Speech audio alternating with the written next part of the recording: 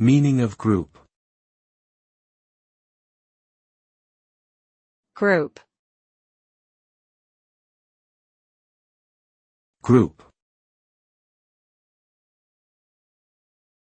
Group.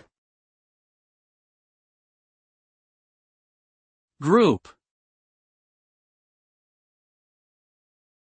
The term group refers to a collection of individuals who are brought together based on shared characteristics, interests, or goals. A group can be formal or informal, and can exist in various contexts such as social, organizational, or educational settings. The members of a group may interact with each other, collaborate on tasks, share ideas, and form relationships.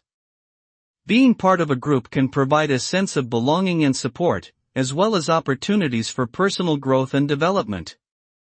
Thus, groups can play an important role in shaping individuals' experiences and identities.